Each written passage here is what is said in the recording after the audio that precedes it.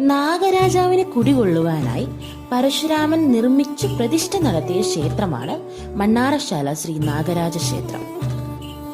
ഈ പ്രദേശത്തിന് മണ്ണാറശാല എന്ന പേര് വന്നതിനു പിന്നിലും ഒരു ഐതിഹ്യമുണ്ട്. പണ്ട് ഇന്ദ്രപ്രസ്ഥം പണി കഴിപ്പിക്കുന്നതിനായി അർജുനൻ ഗാണ്ഡവവനം തീയിടുകയും ആ തീ കിഴക്കോട്ട് പടർന്നു പിടിക്കുകയും ചെയ്തു. പടർന്നു പിടിച്ച തീ പരശുരാമൻ പണി കഴിപ്പിച്ച ക്ഷേത്ര പരിസരത്ത് വരെ എത്തി. ഇത് കണ്ട കാവും ക്ഷേത്രവും നിലനിന്ന ഇല്ലത്തെ സ്ത്രീകൾ സർപ്പങ്ങളുടെ രക്ഷയ്ക്കായി അടുത്തുള്ള കുളത്തിൽ നിന്ന് വെള്ളം കോരിയൊഴിച്ച് തീ കെടുത്തി. എന്നാൽ തീ അണച്ചിട്ടും അതിന്റെ ചൂട് മണ്ണിൽ തന്നെ നിലനിന്നു.